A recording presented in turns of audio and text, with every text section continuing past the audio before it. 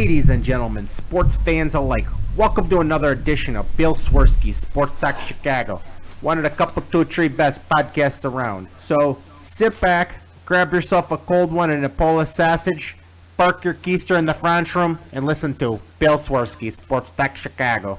In Chicago, you know that all sports rock. The Bears, Hawks, Bulls, Cubs, and Sox. Pick your favorite, you can choose. As long as the Packers lose. For everything you need to know, it's Bill Swirsky, Sports Talk Chicago. Bill Swirsky, Sports Talk Chicago. Hey everybody, welcome to another edition of Bill Swirsky Sports Talk Chicago. This is your hosts, Alex and Sean. On this episode, we've got the Bears notching a preseason win.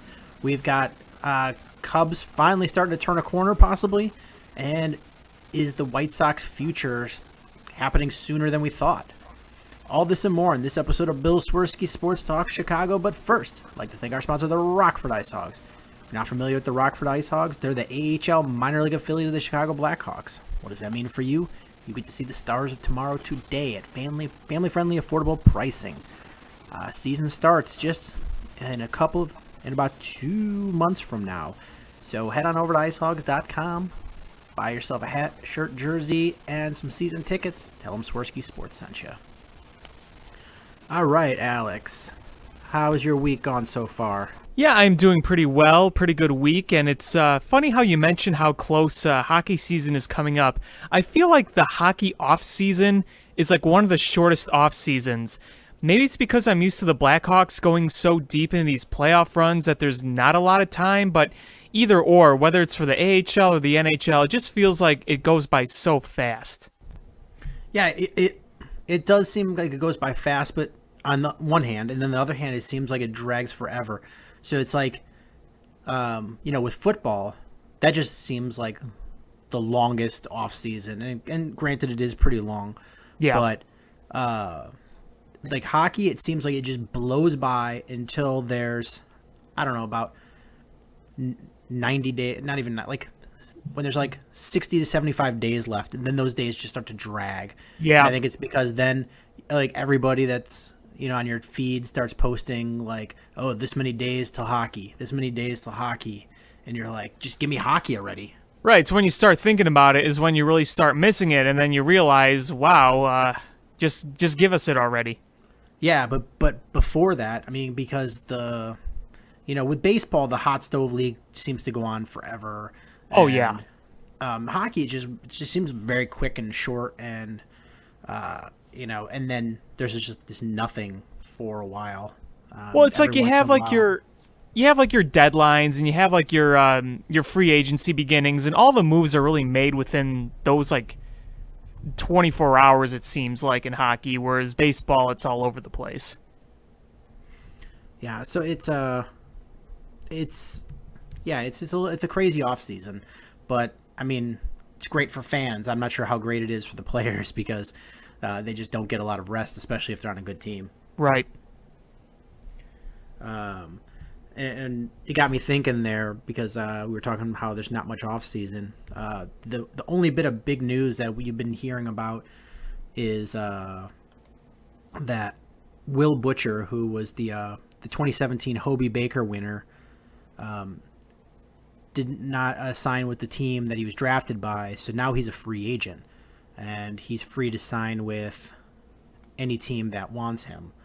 So, on the first day of NHL free agency, he met with 5 different teams. And the Blackhawks are reportedly very interested because he's a guy with the Blackhawks' lack of quality players on the blue line, and their good players are starting to get some age on them. It's not a bad thing to add a really good defenseman right off the bat. Oh, of course, especially on this team. I mean, you can't get enough of that. Yeah. So it's it'll be interesting to see who finally signs him. But from what I'm reading, he decided to decline the entry level contract with the Avalanche, but he's currently talking with Buffalo. Per this article I'm reading, Buffalo, Las Vegas, New Jersey, And I've seen reports of him talking to the Blackhawks as well. So, and the Penguins. Well, if he doesn't come to the Blackhawks, it'd be interesting to see him go to the Vegas Knights. Yeah, I know. It would be nice just to see how that works. But I'm reading a current article. This was from today. It said the process isn't over, but the Penguins are not among the front runners to land college free agent defenseman Will Butcher. A source confirmed to the Pittsburgh Post-Gazette on Sunday night. I ain't complaining. Yeah, me either, because the rich shouldn't get richer.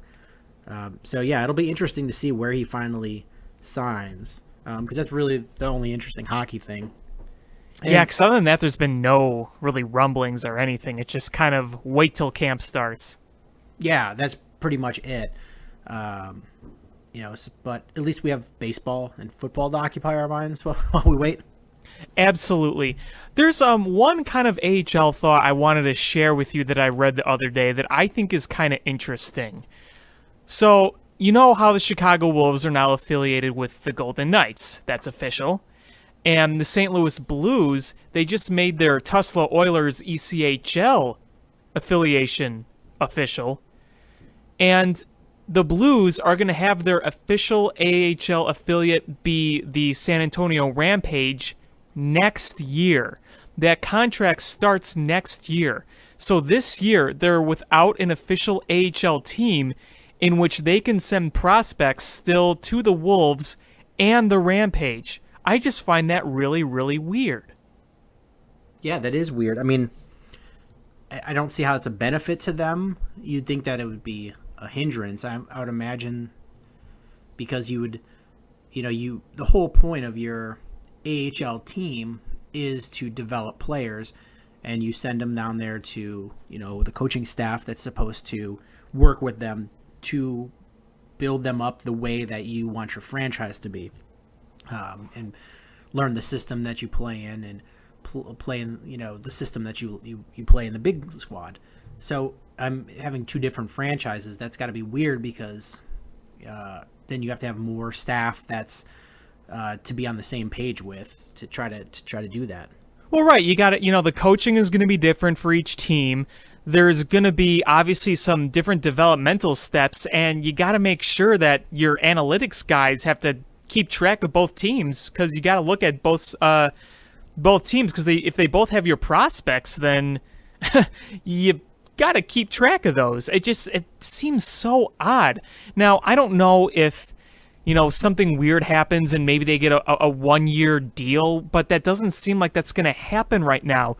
You would think at least that they could sign maybe a joint affiliation with a team where one team is affiliated with two people and you could just have your prospects in one place. But then again, it would get kind of crowded with prospects. So the whole thing is kind of strange.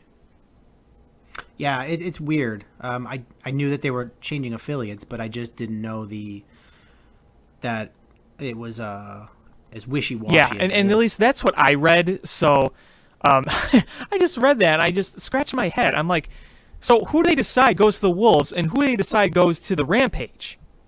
And if you're sending prospects to the Rampage anyway, but your contract doesn't start till next season, it just, I don't know. That's weird.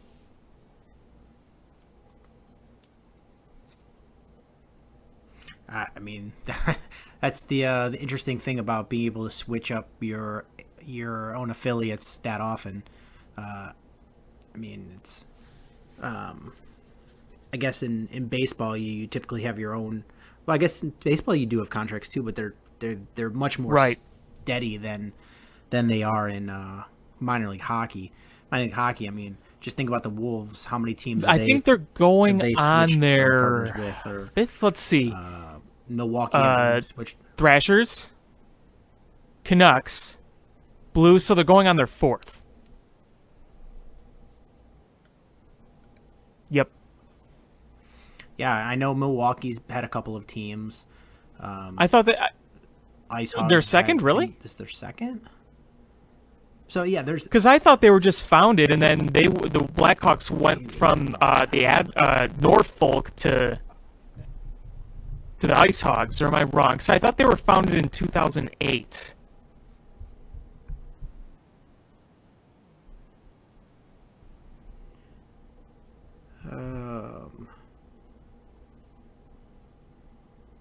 Oh, you know why? Because they moved. So they moved to Oh, okay. Rockford, and they were an affiliate of Anaheim and Detroit before that. So yeah, I forgot that they had been affiliated with the Anaheim and Detroit before they moved from Cincinnati. So that's what it was. Were they yeah. the old Cincinnati Ducks? Was that their Yeah. name? Yep. They Cincinnati Ducks, and then according to Wikipedia. Huh. Well, it's interesting. If you look at the league just a few years ago, the AHL, there are so many different teams, whether they're in different locations or just different names.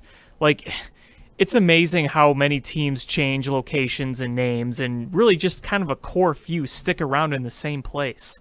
Yeah, it's weird. I don't know how, like, if they sign just short contracts with them or what the reasoning is. I mean, you'd think you'd want a team that was somewhere close to you, so you could do something like, if you have an injured player, to finagle around cap space to send him back down every day and send him back up.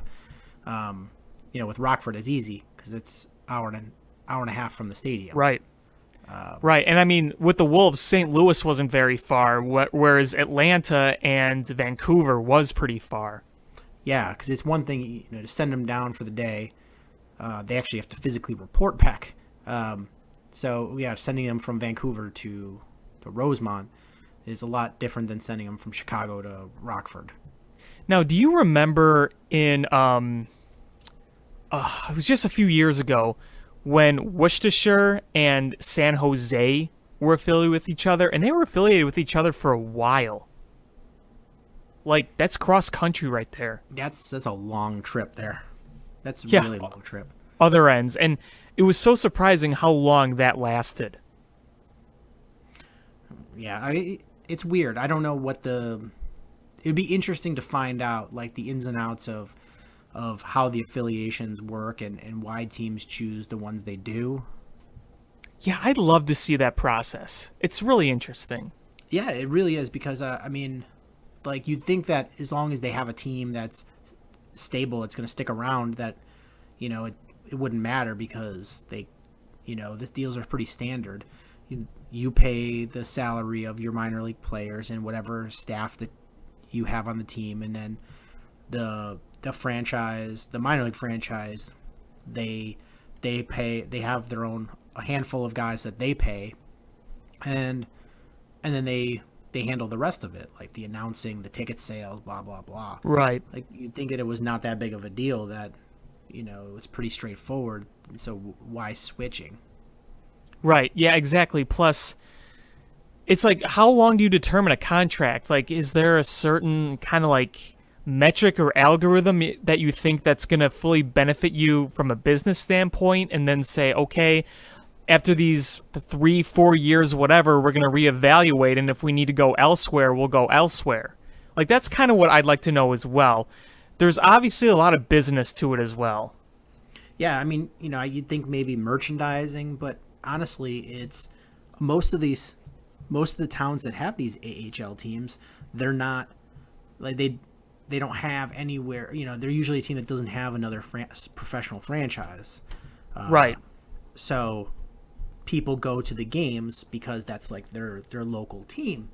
And so a lot of times, especially if you're farther away from the major league club, is you're not going to go out and be like, I'm a Blackhawks fan, so I'm going to go buy an Ice Hogs shirt, unless you actually like the Ice Hogs.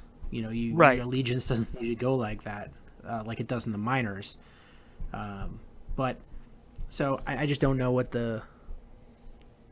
I'm just at a loss, but it'd be interesting to find out. Absolutely. I might have to do a little more research on it. Yeah. So why don't we just move right into baseball? Yes. Let's do it. Because I was very excited. I turned the game on halfway through today, and I'm not sure if you saw today's game. Oh, I did. And yeah, it was a good one. It was a good one. It was a memorable one, that's for sure. One of the crazier games that we've seen. It almost looked like it was going to be one of the worst losses of the year, too. Yeah, so I guess we'll start off this week in Cubs with today, because it was an interesting game, like Alex has said. So, they went into extra innings. So in the 10th inning, the top of the 10th, the Cubs gave up 2 runs, down 5-3, and come out to the bottom half of the 10th. This is if you didn't watch it. I'm going to try to do the best of a recap, and then we can jump into our little analysis here. But Kyle Schwarber strikes out on a really bad pitch. But it's a wild pitch. And he runs to first and makes it safe. And because, especially since it was an overthrow on by the catcher to the first baseman, and had the right fielder not been backing that play up, Schwarber would have gone to second. Then Ben Zobrist comes up and hits a hard single to right field. Schwarber goes to third.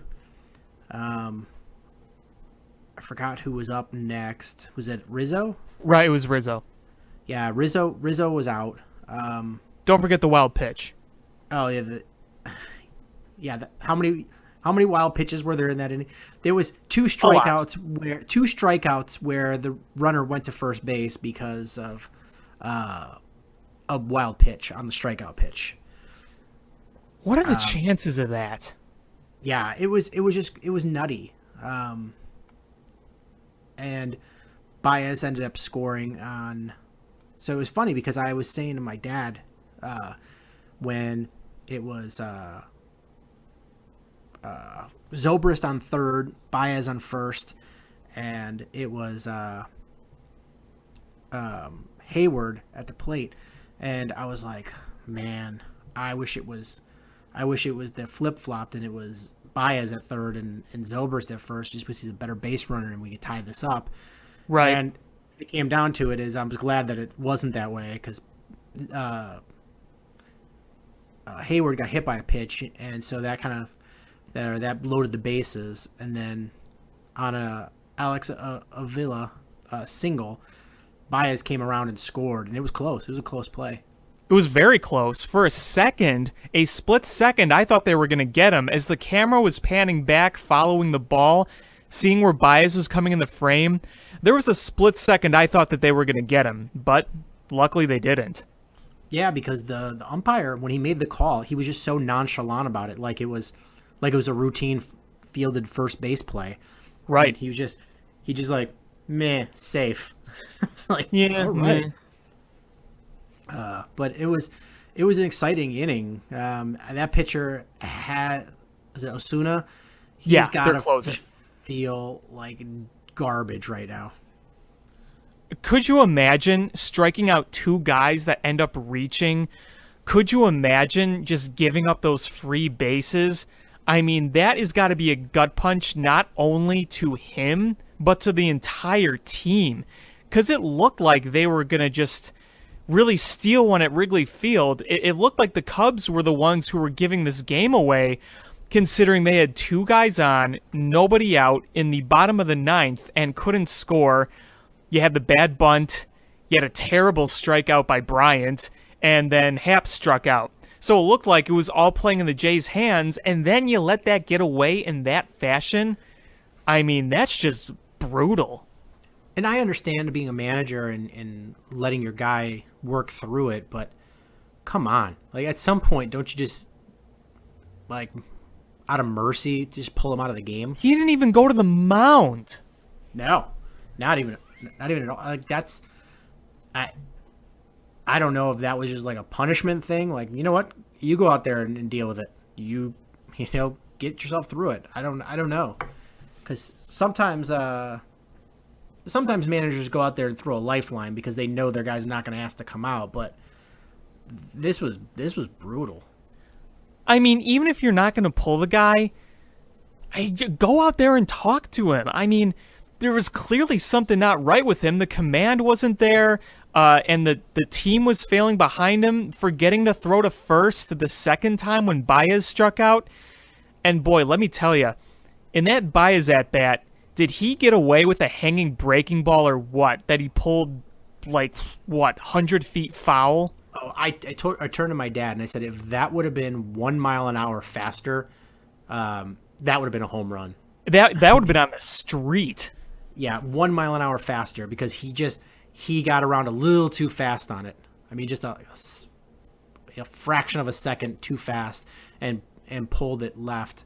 But it was so close to just ending it on that at bat. And even though I got to give him credit, even though he struck out, he made it to first, but he did strike out. I got to give him credit for having a better at bat than I was afraid he wouldn't. And don't get me wrong, I have loved every minute of Javi Baez, but let's face it, in that kind of a situation against those kind of pitchers, it's not the best matchup for him. And when he got to 2 strikes, my immediate thought was, oh crap, he's going to throw one not even close and he's going to swing at it. Technically, it did happen eventually, but he had a great at-bat. It was a full count, and he heads up ran to first when the ball got away, and he didn't stop because sometimes you see those players when they strike out on a drop third strike, they just immediately give up and start walking back to the dugout, but he immediately ran to first and took advantage of their bad play. He's a heads-up base runner, and I mean the thing was, excuse me, is that catcher was in a tough spot. I mean, we'll get to how tough of a spot he was in that whole inning, but on that play because Zobrist is on third, so he's got to get a pass or a wild pitch. He's got to retrieve that. He's got to make sure that the guy on third doesn't come home because the pitcher was late covering to come down, and then he had to try to make that throw to first. So it was a tough play for him. Yeah, it really was. And but go ahead. Sorry. No, you go ahead. Oh, I was going to say is even better heads-up baseball was with 2 lefties up after Baez. He stole second with, there's only one out. Uncontested, right? And taking away that double play. It was, again, he was a delayed steal, and he took it and didn't even get a throw. And that was heads-up base running because it takes away the easy stuff. And look, I'm also a big fan of Jason Hayward, but lately he has not been hitting well at all. Like since probably the first or second week of the second half, he's really been struggling. And when he came to the plate with runners at the corners, I think it was at first, and before he got hit by a pitch, my immediate fear was, don't ground into a double play or don't pop out. That was kind of my biggest fear, but he got hit, and it's just funny because I try to have all this confidence in the world in this team, but every time someone came up, I'm like, oh, don't do this, don't do that. And even if they did do something, they got bailed out. Yeah, that poor catcher is, how many foul tips did he take off his knee or his thigh or his groin or his wrist or his face? A lot. I mean, he was getting pummeled back there. I give catchers a lot of credit because they take a lot of that. Yeah, and he just took it all in like a 5-minute stretch, and there was how many wild pitches and plays that he had to, those strikeouts where there was a wild pitch on the third strike, and he had to throw to first. Like, it was just that was as rough of a inning I've ever seen a catcher have since Mackie Sasser couldn't throw the ball back to the pitcher. Oh, I've seen that. I've seen that footage. It also kind of reminded me when you say that. Did you ever see Major League 2 with Rube Baker, who couldn't catch and tried his best to block the plate and he just couldn't do it? It kind of reminded me of that. Yeah, and I mean, granted, a really good catcher would have gotten some of those pitches, but there was some really bad wild pitches. Right, and it kind of reflects on the catcher right there to a lot of people, but you saw that way that one pitch to Schwarber was breaking. It wasn't even close. I mean, even Carlton Fisk probably would have had trouble with that one. I mean, it was breaking so quickly away from him towards the inside of Kyle Schwarber that it was probably A, hard to pick up, and B, hard to get there as it was spinning towards that direction. So, it was a combination of both really bad pitching and not being able to block it. And especially you got to consider this, that the pressure was as high as you can get in that situation, and that can affect you mentally. Absolutely, absolutely. Um, you mentioned the strikeout by Schwarber. That he had some bad swings there. Like he's completely reverted back to what he was before he went down to the minors. Well, it's weird because he had that stretch where he struck out 8 in a row, and then he had a great homestand up until that point, hitting a lot better. But in that at bat, yeah, there were some ugly swings, and I see some more patience from him lately, and I've seen some better swings, but I'm just kind of waiting for the consistency to come around because you see the flashes of the greatness, but you want to see that consistently there. And in that at bat, Schwarber was very lucky that that ball got away, or else that rally would not have happened. Oh, absolutely. That would have just been if he would have struck out and not been a wild pitch, or they would have got him at first. I think that would have been the Cubs would have lost. I think that was the absolute key, is him getting on base. Yeah, yeah. And, props to him for running hard. Like I said, he didn't give up. He ran hard to first base, and he got there. Because if you notice the play, it was actually pretty close at first. He was clearly safe, but it was fairly close on the throw. Yeah, but that was the one where the throw went past the guy. It would have been close if he caught it, but that's what I'm saying. Yeah, right. And when you saw him start to turn towards second, I could see the legs of the right fielder out there, and I'm just screaming at my TV going, "Don't turn, don't turn!" And it turned enough where did you see the first baseman? I did. Made the tag. Yeah, because the umpire said no.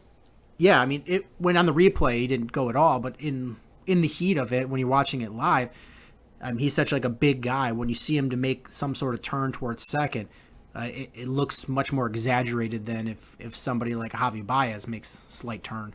Right. So, and again, they were lucky that A, that ball got away, and B, that throw got away. Like I said, he still would have beaten it, but it looked fairly close. And as well as the Javier Baez one, too. I mean, that wasn't like he got there in a flash way ahead of the throw. It was decently close. But again, they were hustling all the way down. They were respecting 90. So, I keep bringing that up over and over, but you really got to give credit to these guys for doing that, because you see players not run in that situation so many times.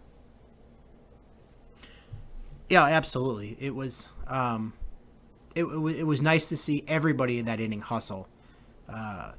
The inning wouldn't have worked, and they wouldn't have won that game without the hustle, because you need you needed Schwarber to make it to first. You needed Baez to make it to first. You needed Baez to take second, to take the pressure off of two left-handers back to back, coming up to bat, because that's a slow left-handed catcher, and Jason Hayward. They're two big potentials for turning a double play. Right. Exactly. Also, what I want to give credit to really was Zobrist.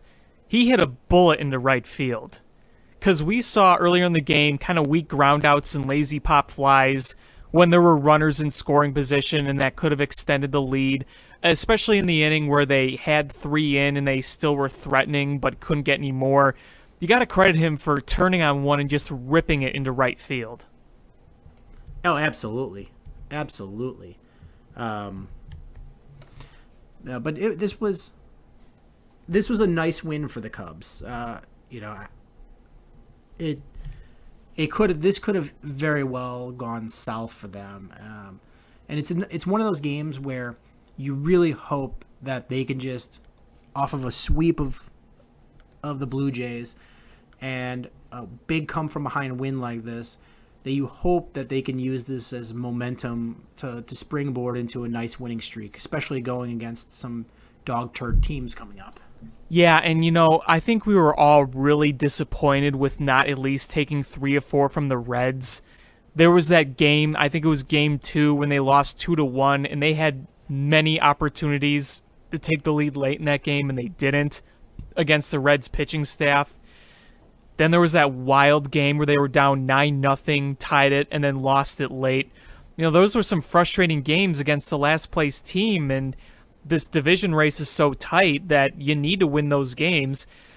And over we said this year, this is the game. When they've had a game like that, this is the game. They're going to, take off, and, still kind of waiting for that, but we can still hope, right, that was the game.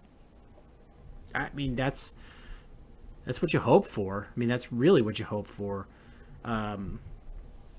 But you don't know. I mean, this pitching staff it's ups and downs. I mean, Hendricks pitched okay today. He struck out 6, gave up 3 in 6 innings, gave up that typical Kyle Hendricks 1-run home run.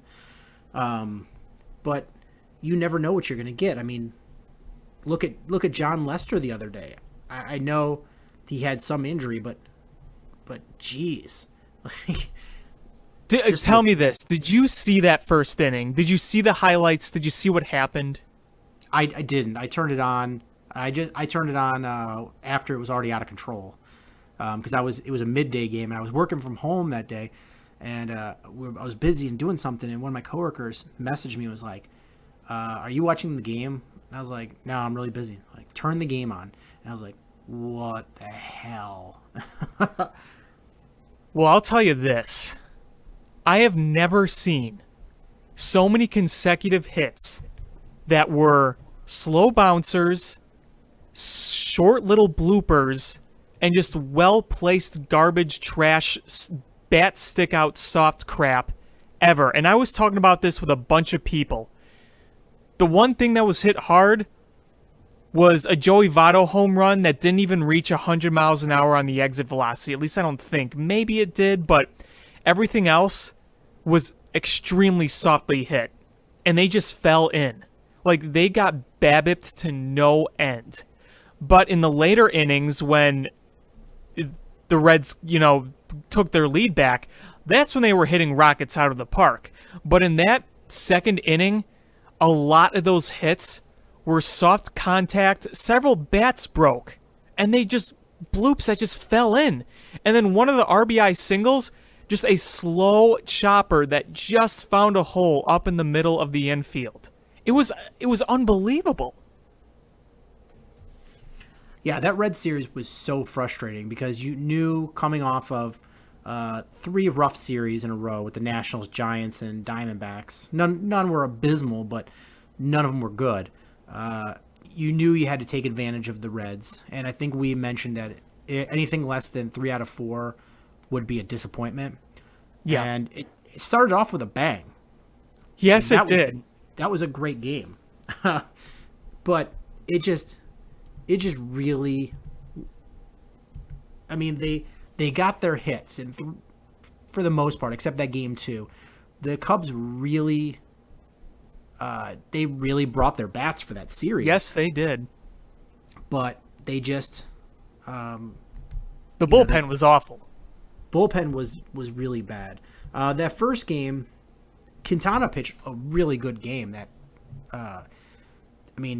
He went 5 innings. You'd like him to go a little more, but he went 5 innings, only had 1 earned run, had a few walks that were, I thought they were some questionable calls, but ended up with 4 walks. But Mike Montgomery came in and didn't look so good in 2 innings of work. He looked great in the finale, but in that first game, yeah. But the game was so out of hand at that point. I think he was just pitching. He was just throwing it in there, not throwing his best quality stuff. Yeah, but then game 2, it was like you just wish you could borrow some runs from the day before. It was right. It was rough to watch that game. Yeah, it was, because what was it? The 8th and 9th inning, they had 2 on, nobody out, and they got 1 run out of all of that. Yeah, and it sucked because Hendricks pitched a pretty darn good game. Probably one of the best since he's come back. Yeah, he looked really good. And the Cubs just couldn't figure out Castillo. They couldn't figure out any of their pitchers, but that was really frustrating because Castillo was a guy that had like a 4 ERA going into that game. Yeah, I mean, he showed some impressive stuff in that game. And, I just kind of tipped my cap there, but what really got to me was how the bullpen tried to give it away over and over and over and over again, and they couldn't take advantage. Because in the 7th inning, we had a runner on, Almora hits one down the line, and I jump up and said, okay, here we go. We're going to take the lead. We're not going to look back. Let's do this. Snap of a finger, Almora's thrown out at second, and then everything just kind of went kaputs from there. Yeah, I mean, it was frustrating. Is the Cubs had 10 runners left on base and went 1 for 9 with runners in scoring position. Just not what you should do when you're having struggling getting runs. Is you gotta get these runners in scoring position home.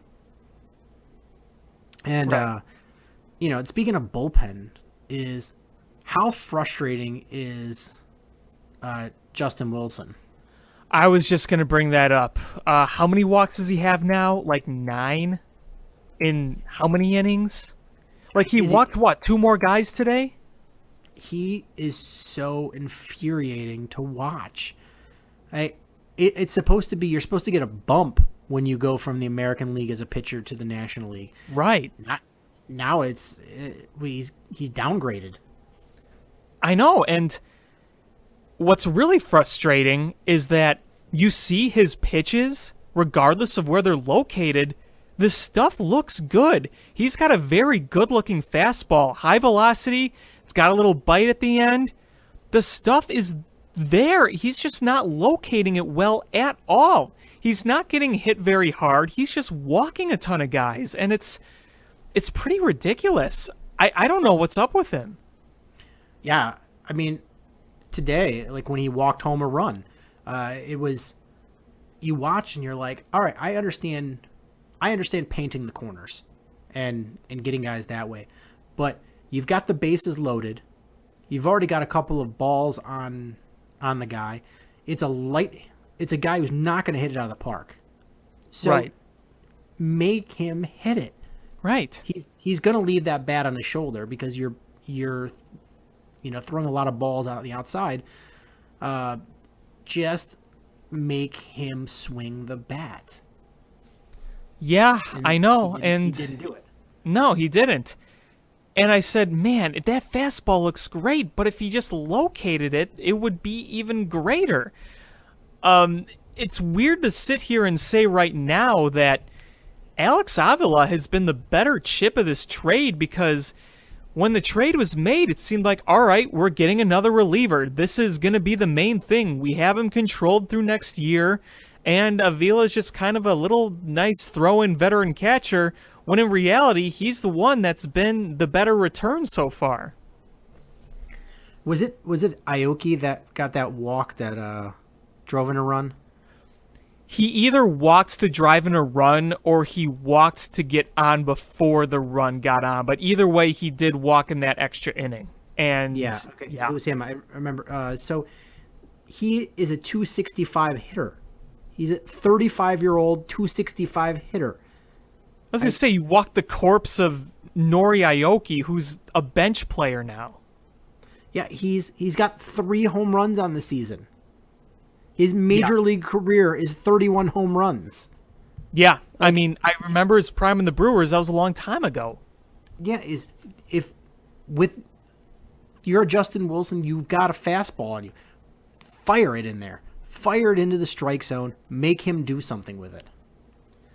Yeah, I know. It's kind of funny when you look at this Blue Jays team that we saw over the weekend. We saw a lot of the damage being done by a lot of their bench guys and some of their old washed-up players. And you look at Donaldson and Bautista. Yeah, Smoke did some damage, but, most of the damage was done by those kinds of guys. Yeah, I mean, if you got the bases loaded, but I know Bautista's batting terrible this year, but him or Donaldson, those are guys that could just put it out of the park. Yeah. But no, Oki is not Giancarlo Stanton. Like, you don't have to worry about him. He's not Aaron Judge. You can put one out there. is he just doesn't have the power to hit a grand slam. Like, he just doesn't. Right. So I mean, exactly. why he's just trying to get that walk, and you gave it to him on a platter. Kind of speaking of which, when Darwin Barney stepped up to the plate, I totally thought he was going to rip a 2-run double. I thought it would have been the perfect scenario for this kind of game in this kind of situation to have Darwin Barney come up and do that to you. Did that cross your mind at all?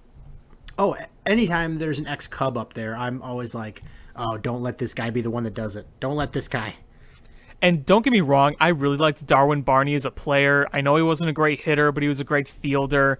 But I'm like, man, if this was Darwin Barney on the Cubs, he would have just rolled over into a double play, whereas if he was facing the Cubs, he'd probably rip a 2-run double. Yeah, absolutely.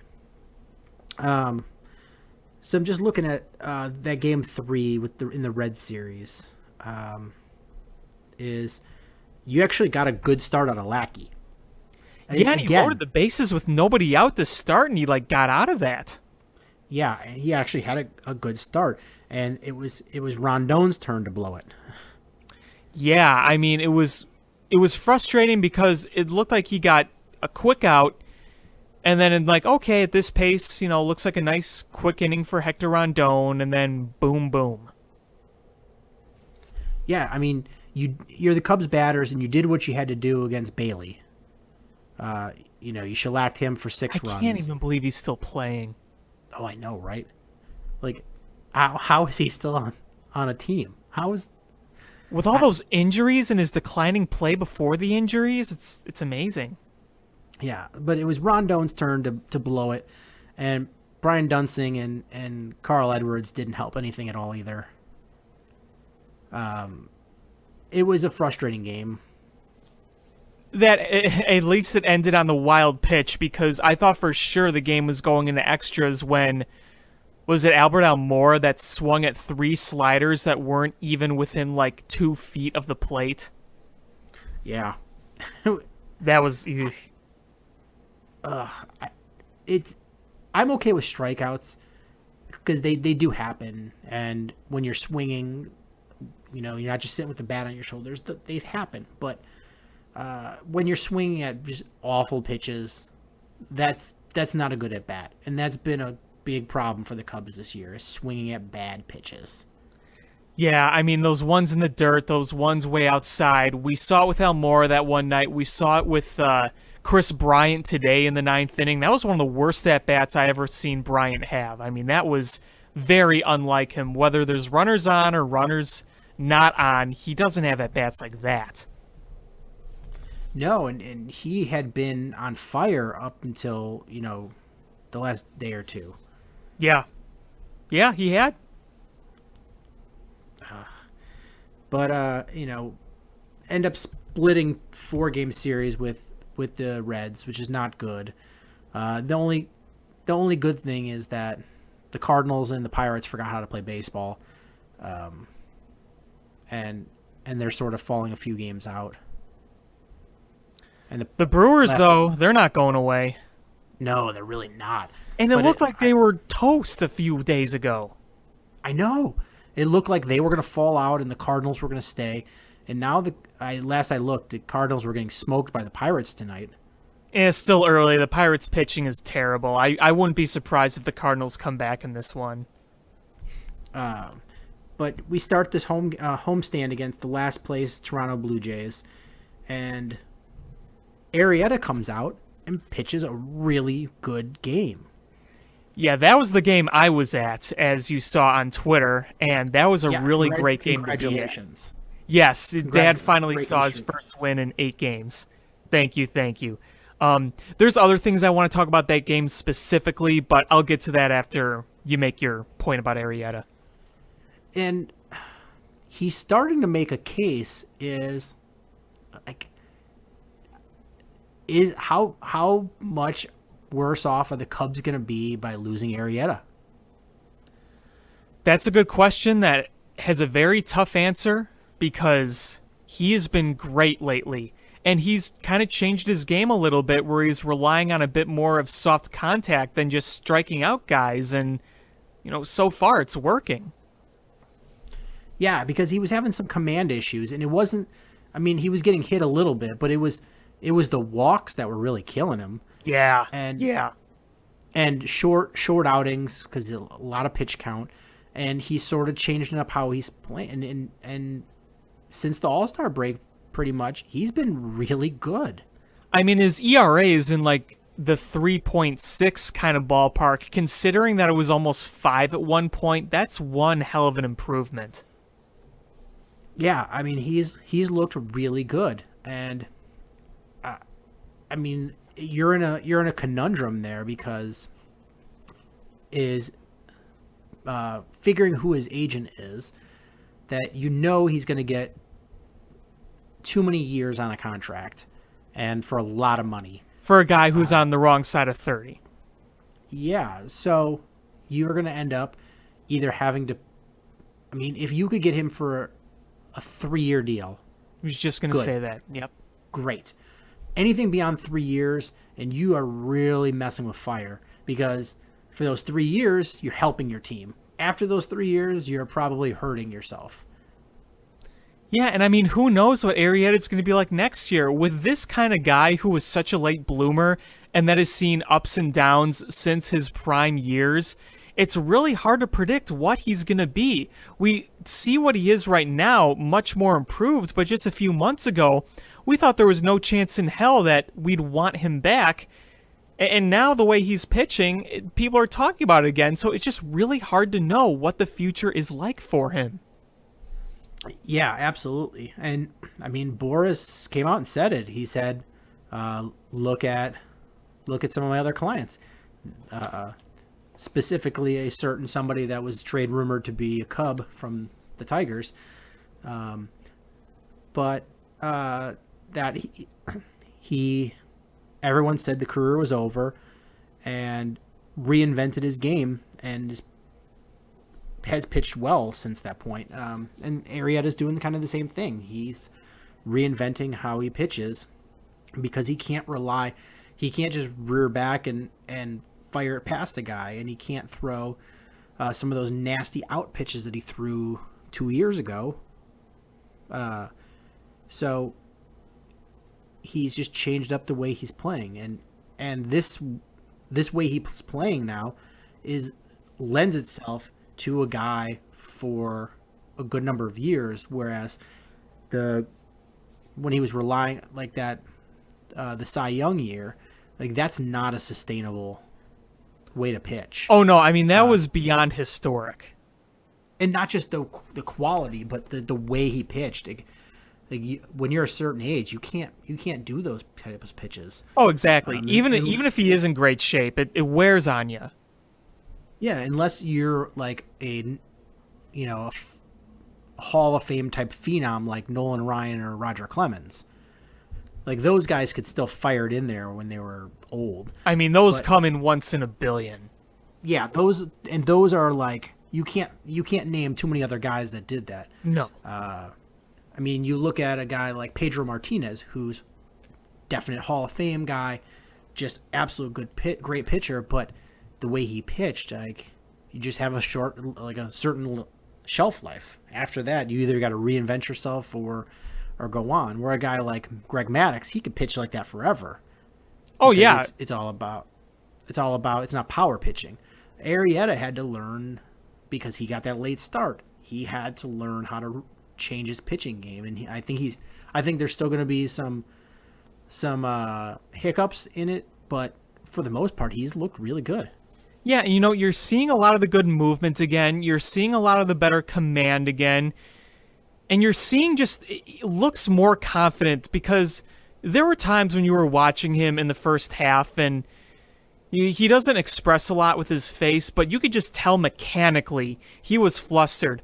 It almost looked like he didn't know where the ball was going to go when he threw it. He just kind of threw it and hoped for the best.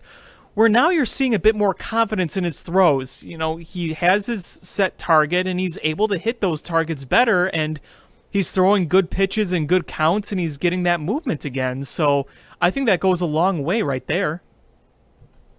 Yeah, absolutely. And Kyle Hendricks is a guy that can prove to you. It's not how fast your fastball goes, it's the movement that goes with the fastball. Some of his changeups early on today looked fantastic.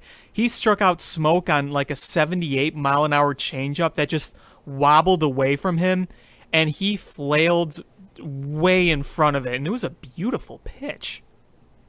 Yeah, I mean, it's weird because Hendricks has multiple changeups. It's like he's a guy that builds his game around changeups, and Which makes him harder to hit. yeah, and he's got multiple changeups, and none of them are. Usually, it's about a certain mile an hour difference between your fastball, but with him, it's not even that much of a difference. It's just location and enough of a change of speed that it just throws off your timing.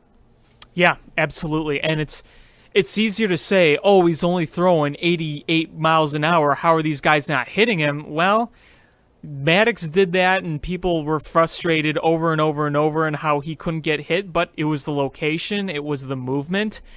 You know, it's very underappreciated kind of what some of this is being done with these pitchers, because you know, not a lot of guys can just rely on throwing gas right by you. You got to locate correctly and put the right movement on it, and you know, it's not easy. Yeah, I mean, it's all about location. A lot of power guys, they rely on you swinging to bail them out sometimes, and whereas a guy like Hendricks has to hit his marks. And the reason Maddox was so great is he was able to do what Hendricks is doing, except, I mean, Hendricks from last year was really good, but Maddox did it a little better, but just did it forever. And even now, like that thing where he pretended he was the PA with Chris Bryant, and he went out there through batting practice. Is watch his throws. Is he was still throwing stuff on there, and as he was pitching, that's a strike. That's a strike. Like the location was there. And he had Bryant off balance. Yeah, he had the MVP of the league off balance. A 50-year-old man. Yeah, he's in his 50s. He's more than 50, right? Yeah, he's in his 50s. He's incredibly out of shape, but look what he did. He had him off balance. He's got a beer gut, and his arm is old, and he just went out there, and he didn't lose it. It's that arm, like the movement's still there, and the command is still there. And that was my favorite part, is where he was just calling the pitches. Yep. Where Bryant didn't swing at it, because Bryant was thrown, like he didn't know what to do when he saw the movement on that, and he just hears, that's a strike. That's a strike. He knew exactly what was going to happen, and in his prime playing days, it was the same way with him. I've heard stories where Maddox would look a certain way or not even bother turning his head on some of the plays because he knew exactly where the ball was going to go. He had full control of every batter he faced. Some of his stats, though, like the amount of walks he had versus strikeouts and how many wins he had versus the amount of walks he had, it's like it's a ridiculous ratio. Yeah, he just didn't walk people. He just no walks. I mean, like Nolan Ryan and Roger Clemens were guys that could get away with walks because a lot of guys didn't have contact. They were just swinging through things. But when you have an 88 mile an hour fastball instead of a 104 mile an hour fastball, then you need different set of skills. And that's why you saw Aroldis Chapman when he was still throwing 104, 105, where there were a good number of pitches that weren't in the zone, but he still got swings and misses because how fast they were. So, you know, the approach of pitching, what kind of pitcher you are, it changes drastically with what you can do, what you can throw, and how hard you throw it. And it's kind of fun comparing Kyle Hendricks to Greg Maddux. We know Kyle Hendricks will never beat Greg Maddux. I don't think anyone will ever be Greg Maddux. But it's fun to have that comparison in the approach and kind of how you see some of the way he executes his pitches kind of reminds you of that. So that's kind of a fun thing to look at. And also keep in mind, we talked about Kyle Hendricks last year. He was phenomenal, no doubt. His command was phenomenal. His changing of speeds was phenomenal. His location was phenomenal.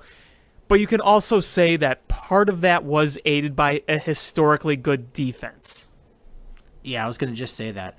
And you're right about the comparison with Maddox. I've gotten flack for the comparison before, and it's not a comparison like they're equal players. Right. It's because of the style of game and what Kyle Hendricks, if what he on this trajectory and with this skill set, what the pinnacle is that's the comparison. It's saying that like because he can never be a Nolan Ryan. Like there's just no chance. But with the skill set he has, he's on a trajectory that the pinnacle is Greg Maddux. So, but he's definitely not a Greg Maddux, and he's very good. Not to take away anything from Kyle Hendricks, because Maddux is one of the all-time best pitchers. But you see flashes of what Greg Maddux can do. Now, the contact rate is, Greg Maddux, I think the big difference between the two is the number of mistake pitches that Hendricks throws. And not to say that he's a bad pitcher, it's just that he has no room for error. Right. And you see at least a handful of mistake pitches every game, and usually he gives up one home run a game. I mean, I would say he's had a large number of home runs, and somebody usually takes him yard. But Miguel Montero did today. Yeah, that's the trajectory of, like, if he were to, perfect his game, he would be Greg Maddux. Right. Not saying he is. He's got a lot of work still to do. But that skill set is the comparison we draw. Here's something interesting. I went on Baseball Reference. By the way, Greg Maddux is 51, so in his 50s. And I looked and compiled his stats. This is ranging from 1993 to 1998. 2.15 ERA in 1,407 and a third innings. You know how many walks he had? Less than 200. That's just disgusting. Like, that's just filthy. In 40 of them were intentional walks. His whip. I still don't understand. Is why do intentional walks count against the pitcher? Yeah, I don't know. His whip, 0.959, not even 1. That's just filthy. Over 1,000 strikeouts too. I mean, yeah, he was so good. He was so good. Freak of nature. And you see flashes of that with Hendricks, but it's impossible to have control like that consistently. It's just you can't do it. I mean, arm is a little sore that day. Command is not going to be the same. There's high humidity and you can't get the same grip on the ball, or it's a cold, crisp day and you can't get the same grip on the ball. All those affect your command. Yes, they do. And so you see it in perfect conditions. Hendricks comes out there and looks like Maddux, but Maddux did it day in and day out. Didn't matter if it was raining. Didn't matter if it was 1,000 degrees with 99% humidity. He did it. It didn't matter if it was 50 degrees outside and a cold, Guy was a weekend. machine. He did it. Absolute machine. So back to this Cubs series is, after a couple of rough outings, we finally got a really great outing from Jose Quintana. Yeah, you're talking about yesterday, right? Mm-hmm. Yeah.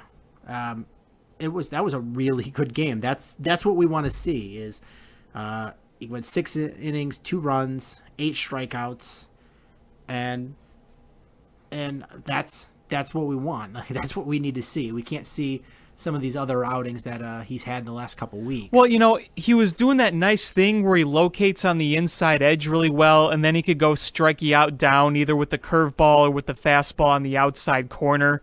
that's when you know Quintana is on, and we saw a lot of that in that Blue Jays game. Yeah, I mean, that was the Jose Quintana that we traded King's ransom for, and it was nice to see because especially with John Lester being out, we'll talk about that in a second. We're going to need good performances, which we've gotten from Arrieta, from Quintana, from Lackey, from Hendricks. Yeah, I mean, we're looking for quality starts here from these starting pitchers because one of the reasons I think the bullpen has been struggling lately is that they've been so overworked in the first half, and this was one of my fears. They had to work so hard because the starting pitching wasn't going deep, and, after a while, you get tired, you start to wear down a little bit, and you go through bad stretches, and when every bullpen guy has had to work so hard, and everyone's kind of in that same position at the same time, it's like you can't really go with someone you can fully rely on because everyone is kind of having that bug right now. It's people are like, why did Joe put this guy in? Why did Joe put this guy in? It's like, well, in the 8th inning right now, it doesn't seem to matter because any reliever they put in is giving up runs right now. Yeah, Rondon, Wilson, they're all Edwards. They're all and giving Strop, up runs. who has been dominant this year, absolutely dominant. He looked completely just worn and torn at the game I was at on Friday in that 8th inning when they scored 3 runs off him. Yeah, I mean, you just need an infusion of some fresh arms in there. It's what you need. Definitely, and it's hard when they've had to work so hard, so that's why you really, really want our starting pitchers to go deeper into ball games. Yeah, it seems like the thing that kills our starting pitching, even though it's pitching very well, there's always just that one bad / laborious inning that kills the chances of a 7 or 8 run stretch. You know what I mean? It shortens it to like 6. Yeah, so it's the Cubs just need some infusion of arms, and you're right that it's that one inning. Even if they don't give up a lot of runs, it's they get into a bases loaded jam, or they'll get 30 pitches in an inning. Yep. And then you can't go those long outings. And plus it's harder because in the National League, based on having trying to get the pitcher out in a perfect cycle to have a pinch hitter, is you end up having a little bit of shorter outings than you would in the American League. And Jose Quintana consistently would pitch 7-8 innings in the American League, but now it's 6 or 6 and a portion innings. Right, exactly. And people were kind of freaking out about Jose Quintana when he gave up some runs in a few starts, and I just want to remind everyone to stop worrying. He'll be fine. People, I want Eloy Jimenez back. Like, stop. Don't do that. He is going to be fine. Just, hopefully next start. He had a great start yesterday, very solid. I just hope that the next time he goes out, he can go 7 innings. And I think it's doable. So I just want to tell people not to worry about that. Yeah, I mean, you're going to have bad outings. It's just, that's a fact of life. But I get where people are coming from because we did give up a lot for him, and he was supposed to be a savior for the Cubs, and we got off to a very good start with him, and then it was just like, it wasn't just like a mortal outing; it was just a really bad outing. Yeah, you can't expect those amazing outings of the first couple appearances that he had as a Cub every game. Yeah, I mean, it was 12 strikeouts, 7 innings, 3 hits, no walks. Like, that was unreal. And I think that set a lot of expectations for Cubs fans. And I said, yeah, he is capable of doing that, but you're not going to do that every time. Yeah. So I was looking at the Cubs schedule. We know that their facing a few more last place teams coming up. They've got a 3-game series against the Reds, and then followed up with a 3-game series in Philadelphia.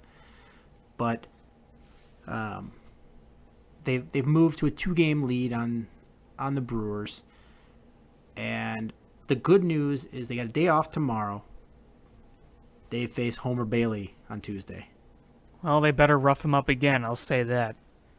Yeah, but Mike Montgomery will get the Game 2 start, which, I mean, again, I like Mike Montgomery, but anytime you've pitched a decent amount in the middle relief and then have to jump to a start, you always wonder what kind of outing you're going to give. Right, exactly. There was a few things I wanted to talk about in the first game of the Blue Jays series that I was at, so I'm going to go ahead and do that if that's okay with you. Oh, jump right in. So, I know it was during the day, so I assume you didn't really see the game. No, I just saw the highlights afterwards because, I was at work. One of the things that a lot of people were talking about was the boos when Miguel Montero was coming up. I'm sure you heard about that. I most certainly did. Yeah, so I was at the game, and a lot of people were really upset about the boos towards him. And, I agree. I didn't like what he said. I didn't like how he handled the situation, but I'm not going to boo the guy that drove in the winning run of the World Series. I'm not. I'd feel like that's just kind of ungrateful to do, but, that's just me. And then people were saying how disappointed they were from the boos in the first inning. And there definitely were some people booing. But what I said to a lot of people who were also at the game, and just people in general, that a lot of the boos that people heard were a bit blown out, maybe, if that's the right word, during that first at-bat, because he was coming up when the Blue Jays scored. It was after an RBI single, and the Jays scored. And as the runner was coming around, it was incredible because there had to be at least 17,000 Blue Jays fans standing and making a ton of noise. And they were chanting, "Let's go Blue Jays." And they've been doing that since the gates opened. And what would happen every time that happened was the Cubs fans would start booing that to quiet it down. So the booing started before his name was even announced coming to the plate, and you could barely hear it. It was unreal how loud it was with all the Blue Jays fans there. So my overall point is that though there was definitely some booing towards Miguel Montero, it wasn't all geared towards him in that first inning because it was the Cubs fans trying to drown out the Blue Jays fans. That's good to hear. I mean, it's bad to hear that there was that many Blue Jays fans at a Cubs game, but I've never seen such a force of visiting fans at Wrigley Field ever. The only time I've ever seen a lot of visiting fans at Wrigley Field was the Winter Classic when the Blackhawks played the Red Wings. There was quite a few Red Wings fans there, but at Cubs games, you don't really see it very often, if ever, I've noticed. No, the closest I've seen was a few years ago when the Cubs were still bad and the Cardinals would come to town. Good amount of Cardinals fans, but I'm telling you, it was louder when the Jays scored than when the Cubs scored on Friday. Geez. I'm not kidding. But, yeah, I mean, that's good to hear. I'm disappointed. I'm right there with you. I'm disappointed in Miguel Montero, the attitude he had after a couple days after the World Series when he was complaining about playing time, and then, some of his attitude during spring training, and then his comments about Jake Arrieta that were really unfair. It was not good for the team chemistry, and No. Although I was not happy with those types of actions. I'm not gonna boo him because he was part of a World Series team. Yeah, exactly. Especially since he came up in two really big clutch moments with the RBI single in Game 7 and the grand slam in Game 1 of the NLCS. So, yeah, I'm sad that there were some Cubs fans booing him, but like I said, a lot of the boos that were heard in that first inning, I stand by the statement, is a lot of it was geared towards the chanting Blue Jays fans. And, I talked to other people during the game, and they said the same thing. They said the same exact thing. What you hear on television doesn't always tell the whole story. Sometimes you just got to be there. So I'm disappointed that there were some boos towards him, but not all of that. I guarantee you that a lot of that was towards the Blue Jays fans. They were loud. They were nice, though. They were very civil. They were very cool. We sat by some. But boy, when a Blue Jays runner got on, the whole place echoed with "Let's go Blue Jays." It's so crazy. It was. What else do we have with the Cubs? We got to talk about Johnny Lester's injury. They said it was from what I heard, it's a lat strain, which, I'm trying to remember what pitcher was it last year that missed a bunch of games because of a lat strain. And you don't like to hear that with a pitcher, but it's seeming like he might only miss 1 or 2 starts. Yeah, because lat strains, they're kind of like hamstrings where they can be really tricky. Yeah, but from what I'm hearing, it's going to be a pretty short stint, or they're expecting it to be a pretty short stint on the disabled list. So hopefully we only miss 1 or 2 starts because, losing him, they move Montgomery into the starter role, and then they have to plug in somebody else for the bullpen. Whereas some other teams will bring somebody from the minors to pitch a start. Well, how did you like the Sun-Times, falsely reporting on Twitter that he was done for the year, and that set everyone into mass hysteria? And then they said, we just meant that in the article that maybe he kind of will be, but not confirmed, done for the year. It was just really? Yeah, I'm glad you brought that up because I wrote that down and I totally forgot to and I left that paper on. I take notes sometimes while I'm at work, and I left that paper on my desk. So I'm glad you brought that up. I hate sensationalism reporting. Is report the story. Yeah, sure. I mean, you could report that he could be dead too. But that doesn't mean it's true.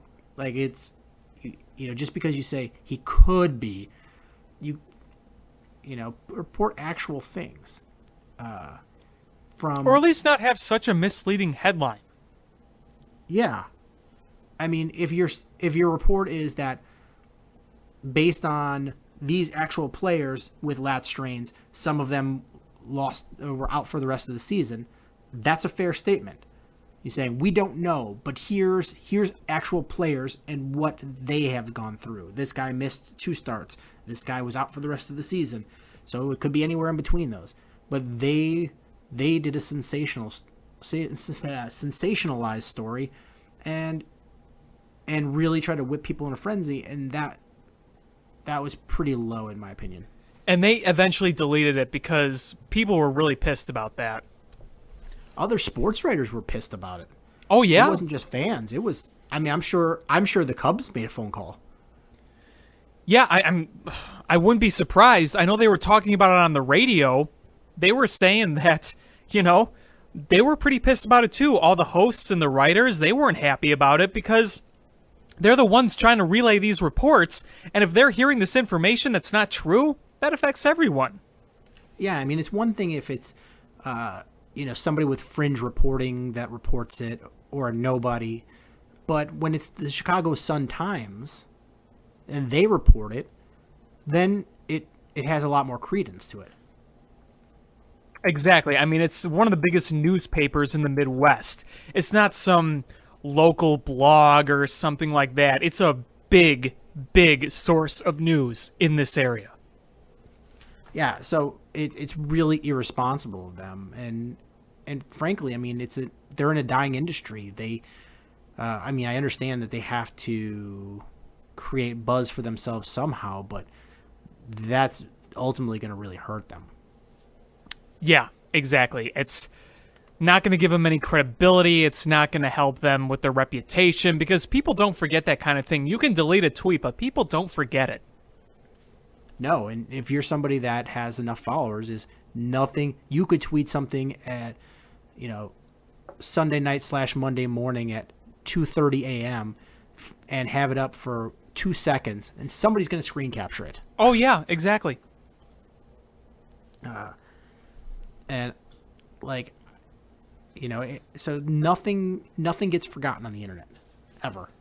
Nope, once it's up, it's always going to be there. Yep. So, going back to the ultimate point is, John Lester's on the disabled list. We're all hoping for a short stint on there because they need his arm, number one, and they can't afford to keep taxing the bullpen with, even if Montgomery gives you a good start, he's not going to give you 7 innings. He might give you 5. At the most. Yeah. So that's just going to add extra innings to the bullpen, and that it's a bad time for that. Yeah, it really is. That's why I almost wish that they could kind of make another room for another guy. Felix Pena, he pitched the other day and he looked really good. If you can get some usefulness out of him, that'd be big. Yeah, I haven't seen. Did they bring Rob Z up? No, they sent him down because they got Rene Rivera. Oh, yeah, that's right. Anything else we want to talk about the Cubs? No, I think I pretty much covered everything I wanted to. It's just I'm frustrated here watching the rest of the NL Central because, there's no consistency like us, and there's no really point where even when we do win games that we can run away with it. Yeah, it's really frustrating. It would have been nice to have that 3 out of 4 against the Reds because that would have put a nice little cushion between the Cubs and the Brewers. But instead, you have,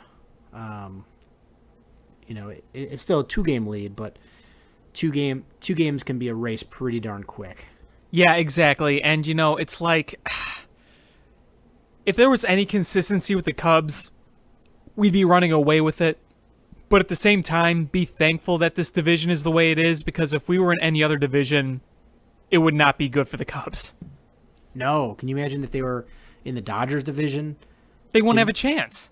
No chance. They'd be 70,000 games out of first place, and they would be, I don't know how many, without looking, I'm guessing 3 to 4 games out of the wild card?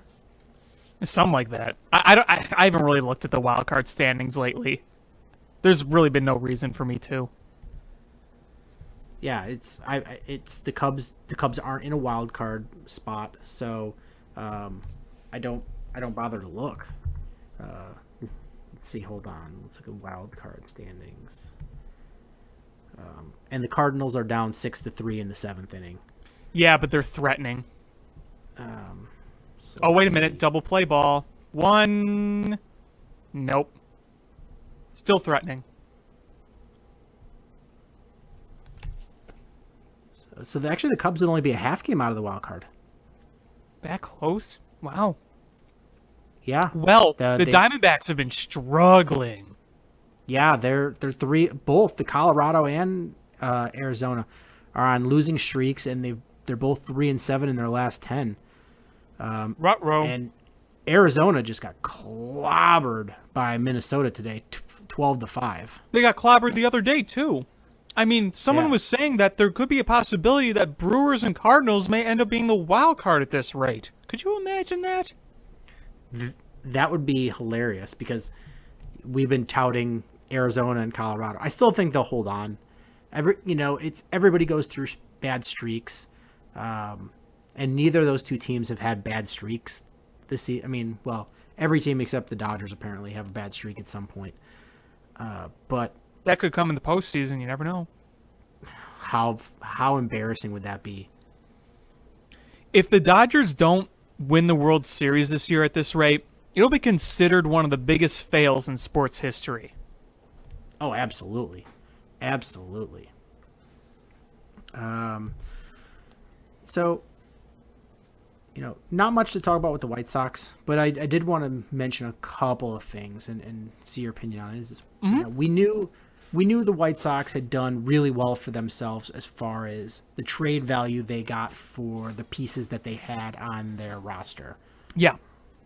And I think we're starting to see them bring up guys, partly because the major league level is so bad, but you're seeing, Yoan Moncada has already been brought up, Reynaldo Lopez, Lucas Giolito, Carson Fulmer. You're seeing these guys on the major league roster. It just makes you wonder, as somebody that's watching from the outside, like fans and writers, is it time to reevaluate the timeline before the White Sox are a competitive team again?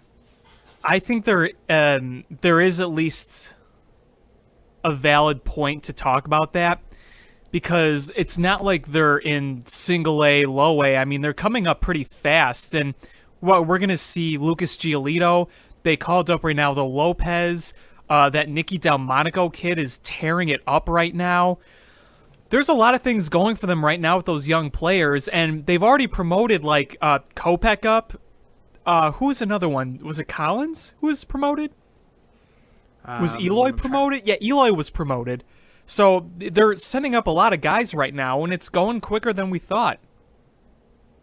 Yeah, so, granted, Lopez hasn't looked great so far, and Moncada's batting 205, but at least he's walking. Yeah, you're seeing when he goes up there, he looks like a professional baseball player. Not in the results, but you can just see the way he approaches the game and the way he looks at the plate, and just like him, his physical stature, he looks like a baseball player, and it's good to see because he hit so well in the minors. Bring him up. Let him go through his struggles up here. Exactly. It's going to do no good if you're just hitting pitching you're eventually not going to see ever again in minor league pitching, so you might as well see major league pitching. Also, in some of the games I've seen, he's had some very hard-hit balls hit right at people. So it's like you think that's going to start evening out eventually, and those hits are going to fall in. So, it's kind of how I think is just let him keep doing what he's doing, and things will fall in. Yeah, and when he makes contact, it's hard contact. It's not like he's giving these cheapy pop-ups or lazy ground balls. Like he's hitting them hard. That's really, I guess, what I want to see.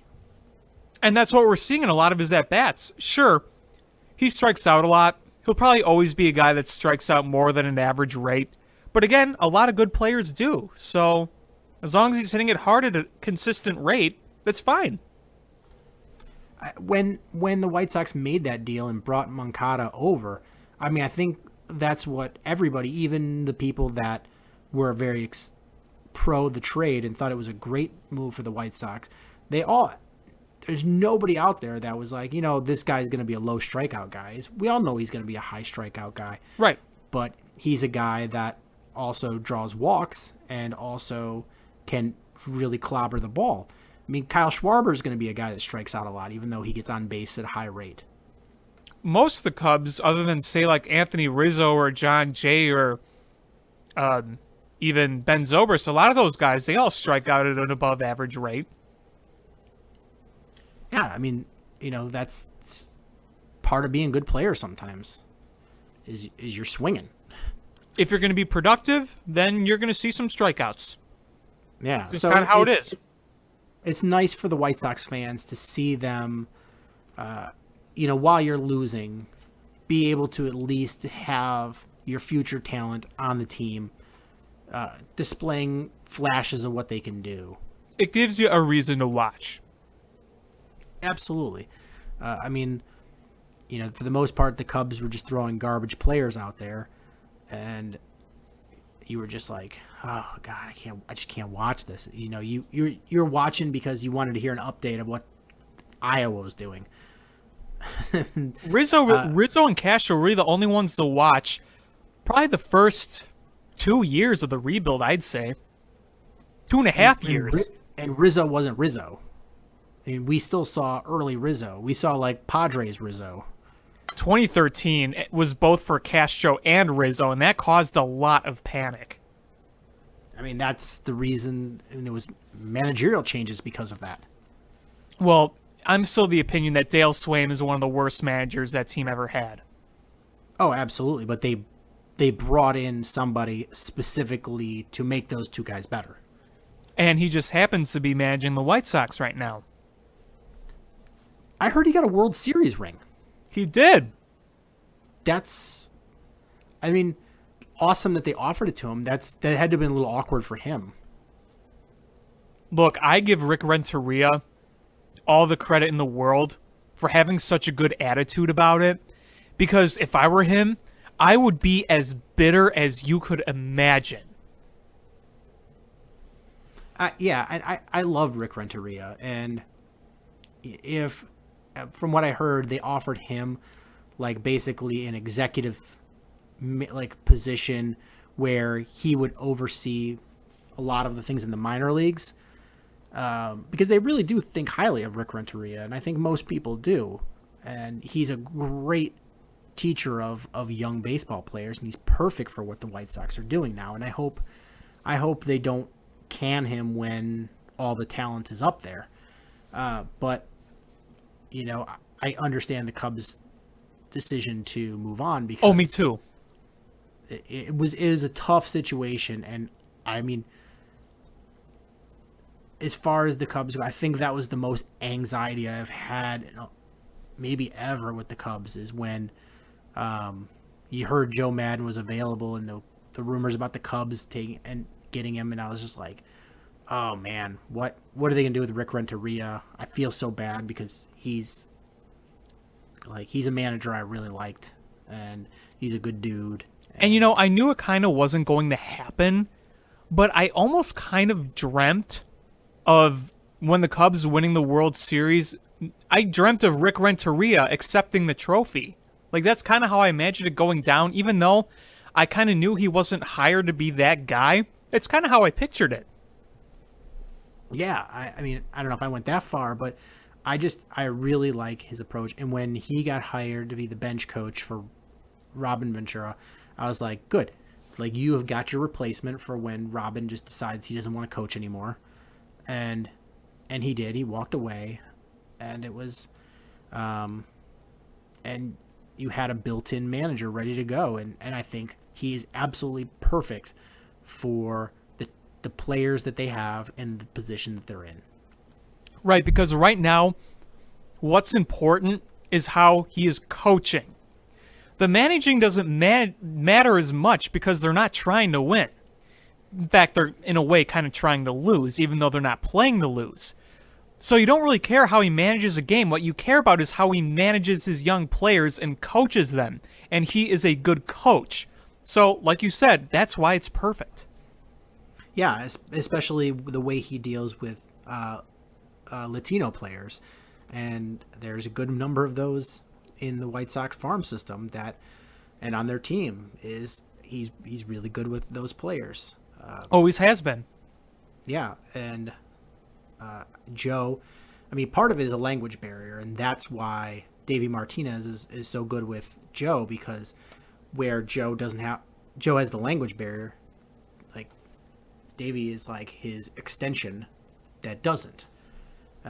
Rick doesn't have to have that added piece. He's his own extension.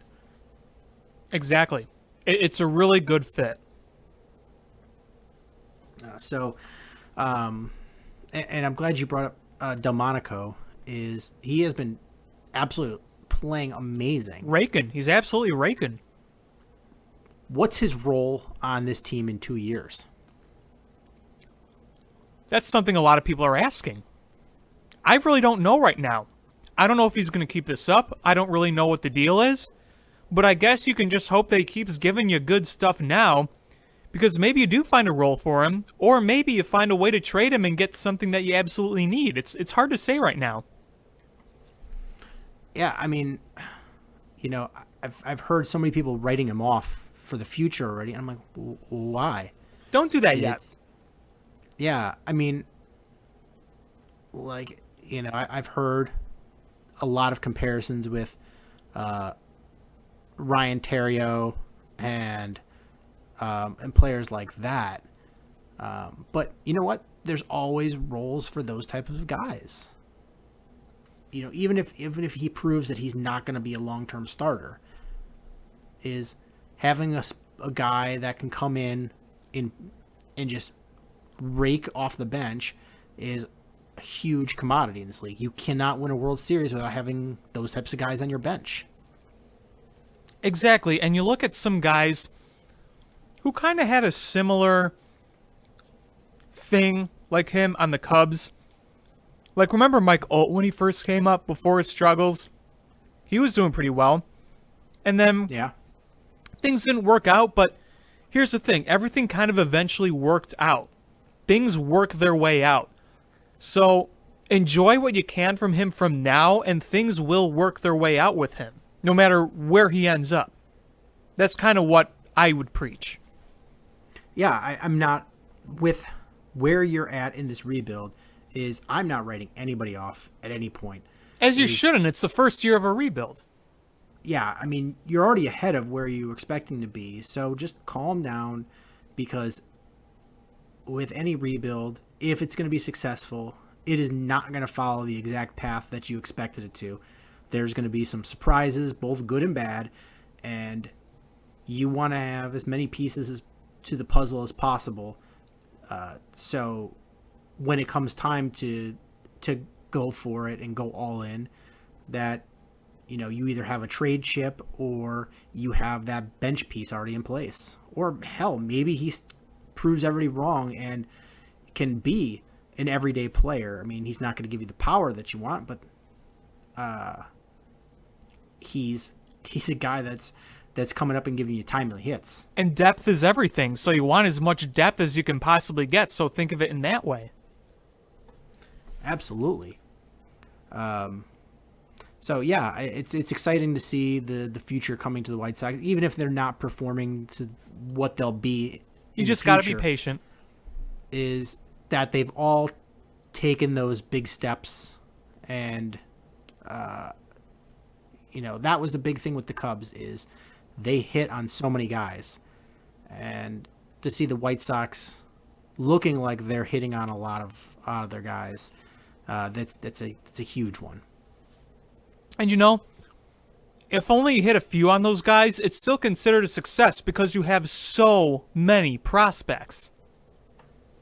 Yep, and you're going to need them, because especially the White Sox don't have the coffers like the Cubs do, and when it comes down to having to get somebody, they're going to have to trade some of those chips away to get the pieces that they need to compete for a World Series. Exactly, and this is what a lot of people seem to not understand.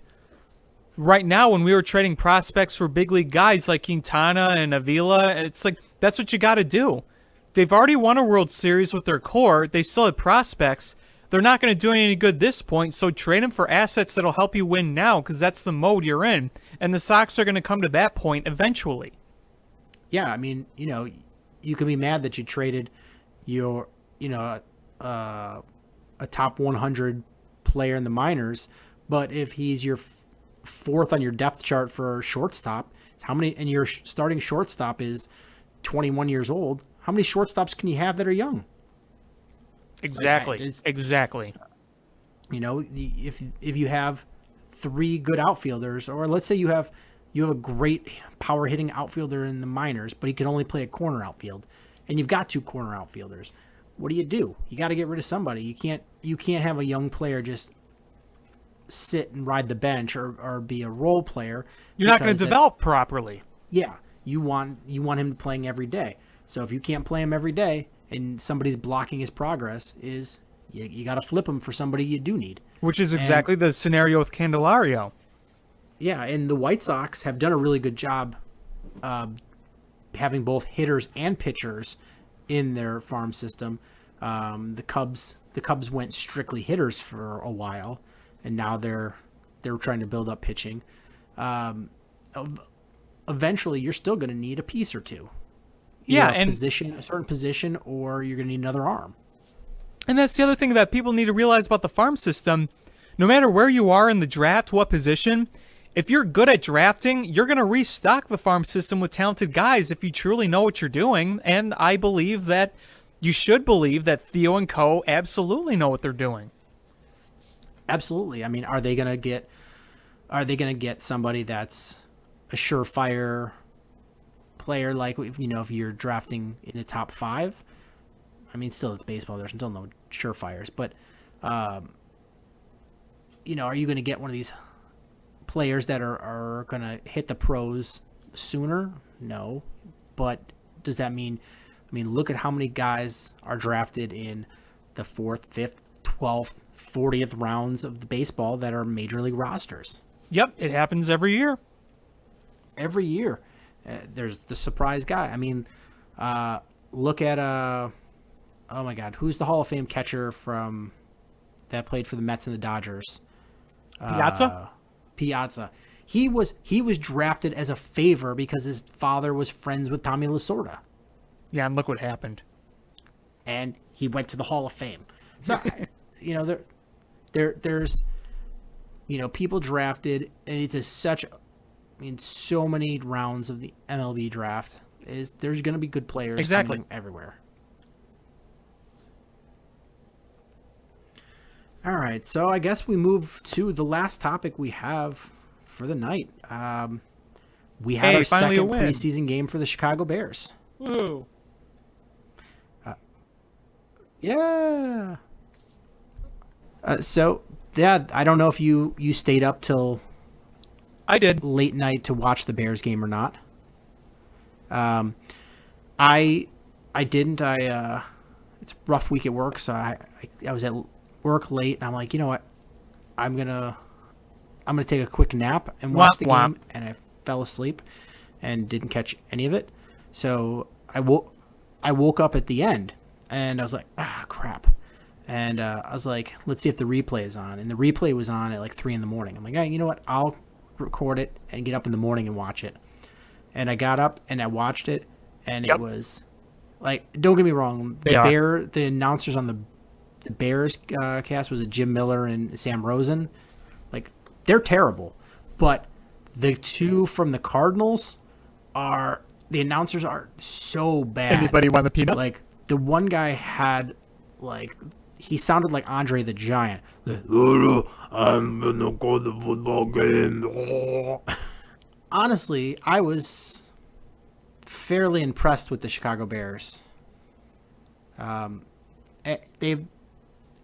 They took some leaps and bounds from last year and took some fairly significant steps from last week.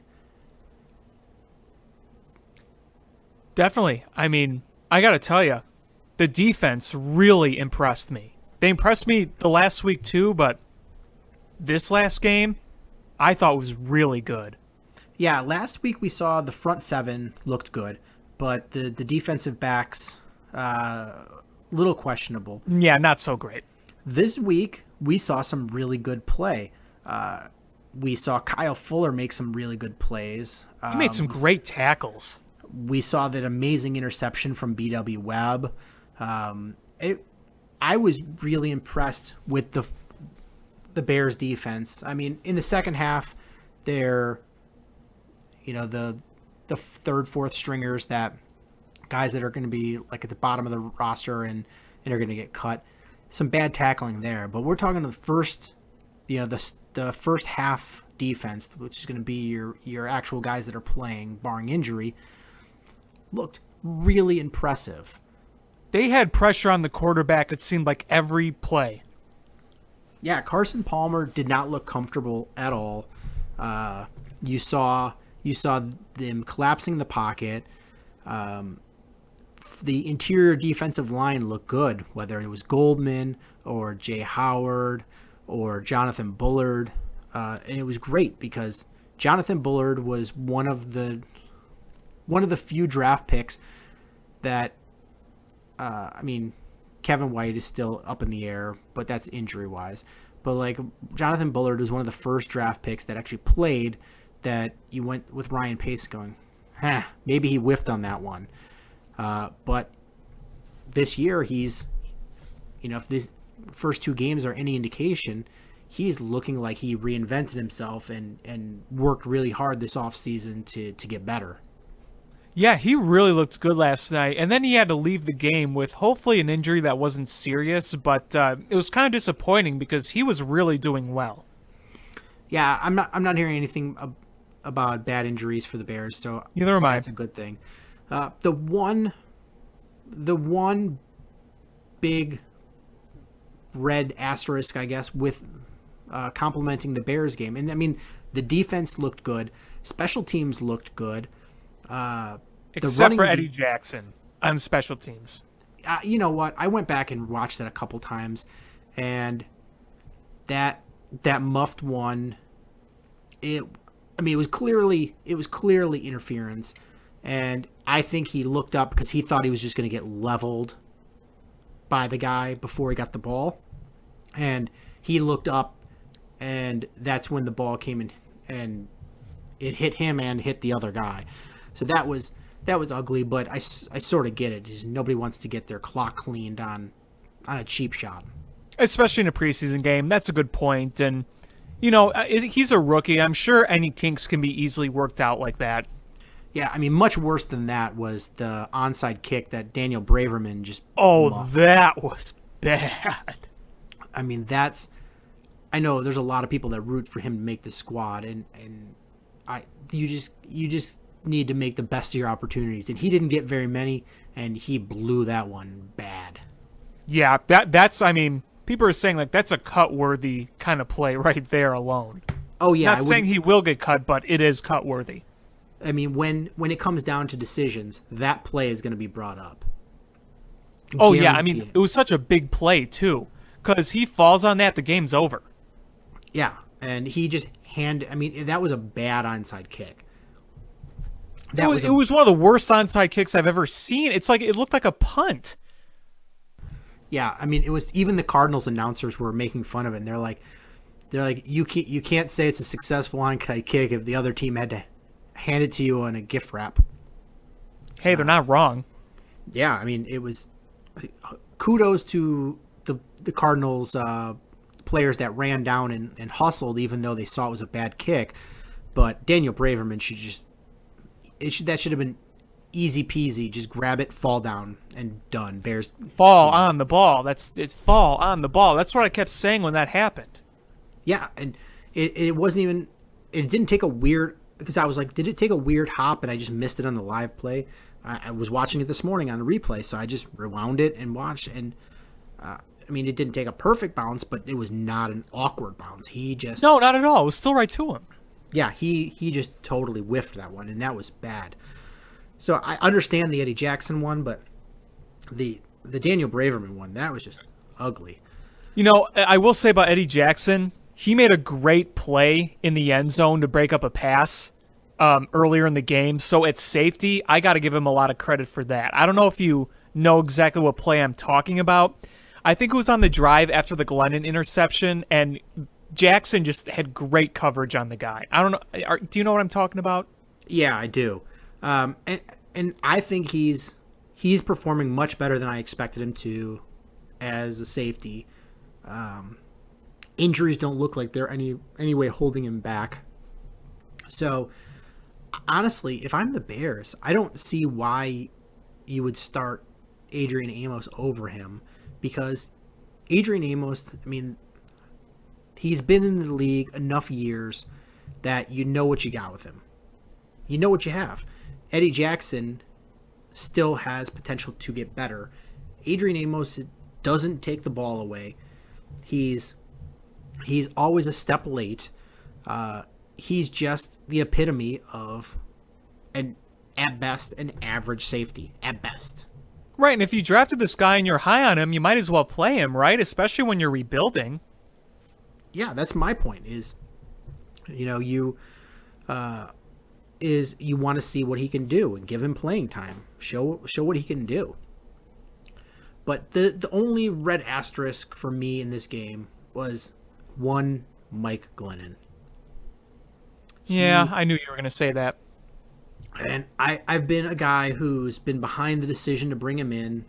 And I still don't hate the decision to bring him in because at the point when they signed him, they didn't have a quarterback. They literally had no one. Like, I mean, they had the only quarterback they had under contract was Connor Shaw. Yeah. I mean, you decided to move on from Jay Cutler. David Fales was a free agent. You had Connor Shaw, and you cannot go into the season. And, you weren't – the only other quarterback options you had were Jay Cutler, who you just moved on from, and Colin Kaepernick. And that's not the way that the Bears were trying to go. So it was Mike Glennon, and then when the opportunity came to draft somebody, you did that. So you made sure you had your bases covered. But I just don't understand what Mike Glennon gives to you that you can't get from Mitchell Trubisky. I mean, we saw yesterday. I will give him credit for the last drive. He looked much better on that last drive, but other than throwing some dump passes and some screens, the throwing downfield, he A, didn't do much of it, and B, when he did do it, it didn't look good at all. No, he just dinked and dunked. He was the epitome. He was Jeff Garcia, except not nearly as good and not nearly as hot of a wife. But that's neither here nor there. Everything was a West Coast offense. Dump here, dump there, dump to the running back, dump to screen pass to the tight end. But when they tried to roll him out, one time it looked good, that pass to Deion Sims. But most of the time when they rolled him out, he just looked awkward throwing the ball on the move. He can't throw passes down the field. Even Mark Sanchez looked better than Mike Glennon. And he had, two throws? Yeah, I'm not even looking at the numbers. I'm just looking at the way they played. And Mitch Trubisky did not have as good of a game as he did last time. And that's not saying he had a bad game. It just, last game he just looked amazing. This one he looked just pretty good. Well, he was under pressure constantly. That third-string O-line was giving him zero protection. Yeah, and that was bad. But, and I was talking with the editor for Windy City Gridiron, and we both were basically saying that I don't understand why, if this guy is not your future, why wouldn't you just start Trubisky? I said the only way that I would play Glennon over him is if you felt like your offensive line couldn't protect Trubisky. Right. Because that's, a quarterback, if he's going to be good, can go through adversity with throwing interceptions and losing and things like that. A lot of good quarterbacks have done that. But when you get beat up and abused physically, that's when you have a hard time overcoming it. So as long as you feel like you can keep him upright, then I don't understand why you don't play him. I think a lot of people are asking you the same thing, and obviously last night, about a good 5 minutes into the game, people were just asking, all right, I'm just going to wait until Mitch Trubisky comes in, because people had already had enough of Mike Glennon. And, that's kind of what we were all doing, was waiting for him to come in. Yeah, you're seeing, if you were just record the tapes of these two guys and just, didn't show the results of the passes, just showed the passes, didn't show the numbers, and said which one looks like the rookie quarterback making bad decisions and which one looks like a seasoned veteran. And 9 out of 10 people are going to get it correct and say, Mitch Trubisky looks much more confident, much more in charge of the offense. He looks much physically better out there. His throws are more crisp and more accurate. he makes the better decisions. And he's actually throwing the ball down the field. And with Mike Glennon, when he does throw the ball down the field, he's making some terrible decisions. I mean, he should have been picked off twice. Did you see that play where he should have gotten picked off, but the guy just dropped it in a triple coverage downfield? Well, yeah, I mean, if it wasn't the one guy who had the worst shot of catching it wouldn't have deflected it, it would have been intercepted. Yeah. So he's making bad choices, and he's not throwing the ball down the field, and he's going to be the guy that might lead you down there for some field goals opportunities, but not get you in the end zone. Yeah, exactly. I mean, he made some dumb passes. There's really not much else you can say. Like I said, Mark Trestman would love him. Yeah, I mean, if you're the Bears, especially if you're John Fox, and your defense, and you've got that to pretty close to where you want it, where your front seven looks good, your defensive backs are at least competent, and your running game looks phenomenal. I mean, you have like 3 to 4 running. You're like 4 running backs deep that you can just roll in. Tariq Cohen was fun last night. Oh my god! Remember I told you that there was a scout that Brad Biggs was reporting, saying that he poo-pooed him because he compared him to Garrett Wolf. Yes. And apparently that guy retracted his statement after last night's game. Because he's looked great in both his games. Both preseason games. You watch him, Garrett Wolf had the same type of dynamic moves, and it was actually a touch faster. I mean, negligible faster, but his 40 time was a fraction of a second faster. But Garrett Wolf is a strong breeze, would knock him over. Tariq Cohen, he took those hits and did a spin move and kept going on.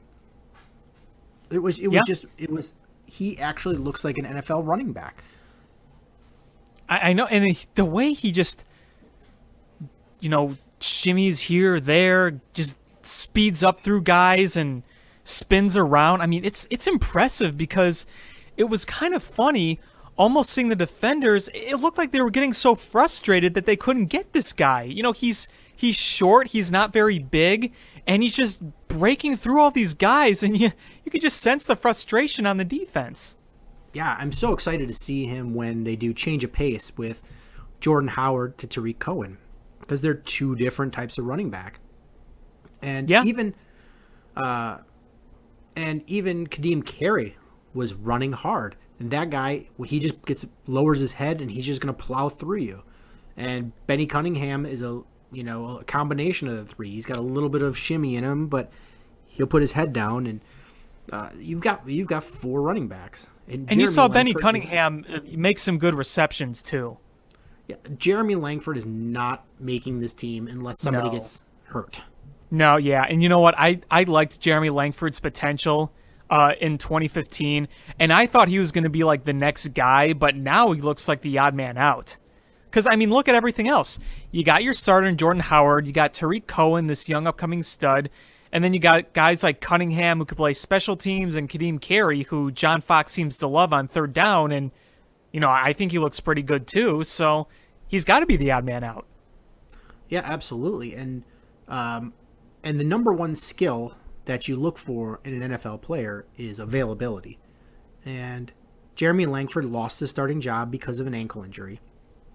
And he missed a lot of the season. And when he did come back, he got Wally pipped out of his, and rightfully so, but he lost his starting job and never got it back.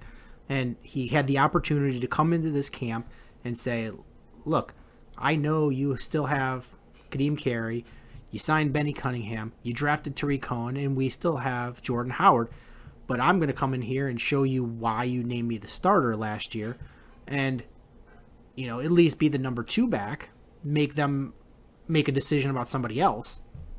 And he rolled his ankle in a walkthrough and hasn't been back since. Yeah. And, day by day, that just hurts your chances even more when you're not playing. And it makes you look bad to the rest of the league. Yeah. Yeah. So, But I mean, with that running game, and if you put Mitchell Trubisky out there, I just think it's the right thing to do. You're going to get the bump from him, and he's going to be able to just his ability to roll out and the accuracy of his passes and his good decision making.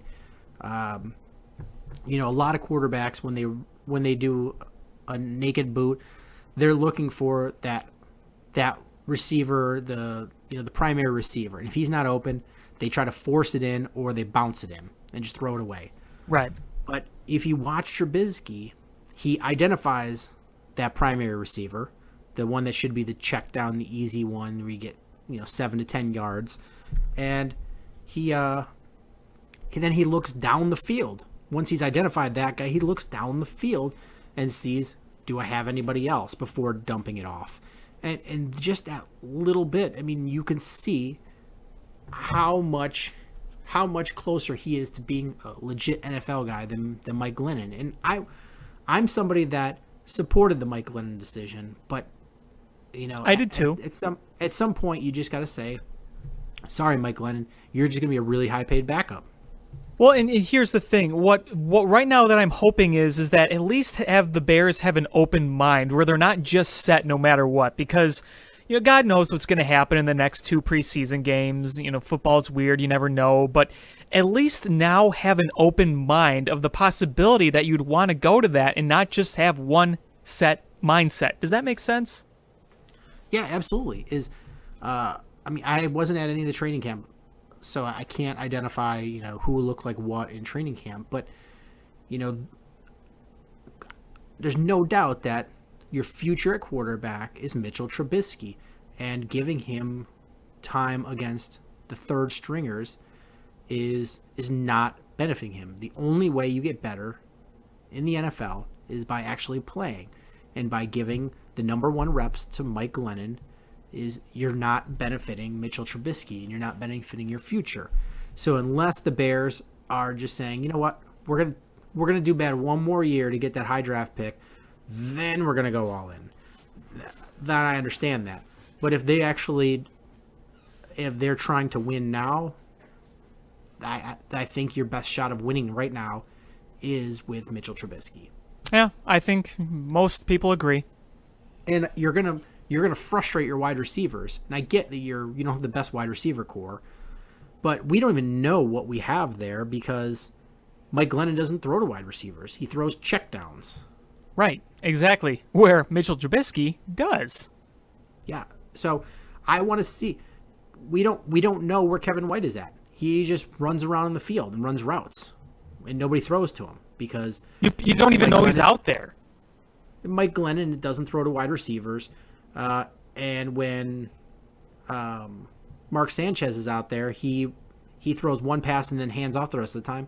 And then Mitch Trubisky comes in and throws to Tanner Gentry and a bunch of yahoos. Yeah. Yep. I would love to see Mitch Trubisky play with the starters. You have no idea how much I'd love to see that.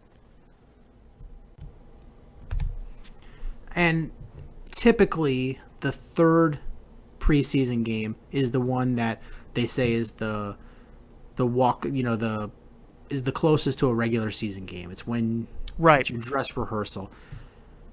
Is Mike Glennon going to play 3 quarters in this game? And if so, what does that leave for Mitch Trubisky? Is he going to play 1 series? Is Mark Sanchez not going to play? What's going to happen? I mean, if that's truly what you do and you're getting people ready from the season, like that's when you have to make a decision, is by that week 3. Because if you're saying Mike Glennon is legit your starter, then you are hindering Mitch Trubisky for this season. Absolutely. So this week is going to tell a whole lot, because when they go to play Tennessee and play the Titans, you're going to see, if you see Mitch Trubisky play half that game, that means that the Bears coaching staff is not nearly as confident as their publicly saying about Mike Glennon. But if you see Mike Glennon play for the first 3 quarters, then they really are legit when they're saying that he's their starter and they're going with him against Atlanta. Yep. Yeah, I mean, again, I want there to be an open mind here. I know they're giving Glennon $18 million, but you know what? It shouldn't be based on salary. It should be based on performance and chances to win. Because look, yeah, they're a rebuilding team, and yeah, they're trying to develop these guys, but John Fox and the front office, they play to win. It's not like they're going into the season saying, well, we're going to step back, we're not going to win. No, they know they're rebuilding, but they're also trying to win. Yeah, and if you're the Bears and you're John Fox and your job could be on the line here, is you want to win. I just don't see what Mike Glennon gives to you. Is like I said, unless you feel that offensive line is going to just get your rookie quarterback pummeled, and you just want Mike Glennon to be paid to come in there and take the shots, then all right, that's fine. But if you think your offensive line can protect your quarterback, especially since you have a solid running game, you have even without playing 16 games, you had your running back was second in NFL in rushing, and you added a dynamic running back to be his 1-2 punch. I just don't see why you don't play Trubisky. Is sure you're going to see at some point rookie mistakes, and you're going to see him make some bonehead moves that you question, but you're also going to see those with Mike Glennon. So why not go with the future now if all things are, you're not going to get the poor guy killed. Yeah, touche.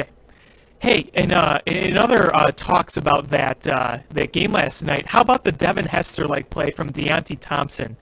It's kind of funny because when that happened, when you saw Thompson line back, I told my dad, I said, hey, remember when Hester brought that back that one time against the Giants, and then he did it?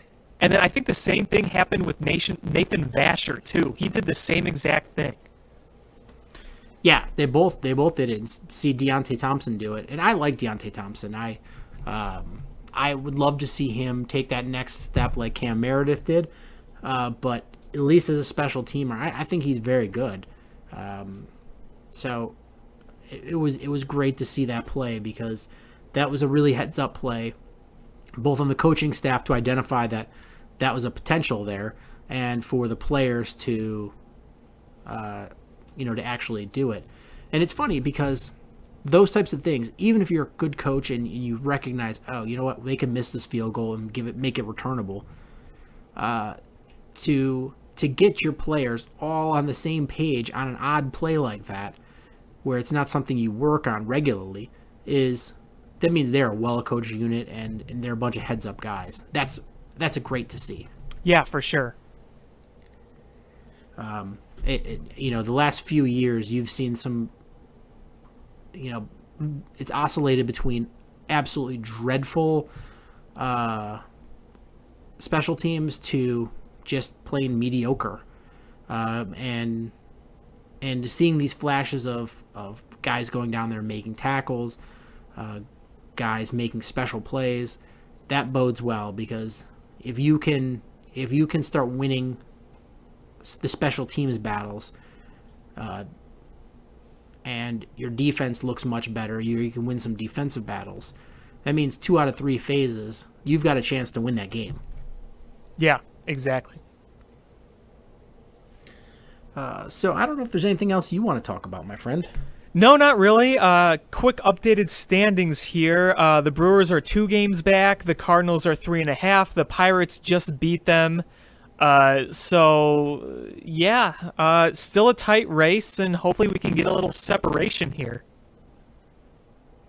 Yeah, it's good news if the Cardinals lose. It's always nicer to have one team chasing you than 2. So that there's that. But I guess that's going to do it for this episode of Bill Swirsky Sports Talk Chicago. Thank you guys so much for listening. Please make sure you subscribe however you listen, whether it's iTunes, Stitcher, YouTube. Share with your friends. And thank you so much for listening. And until next time, bear down.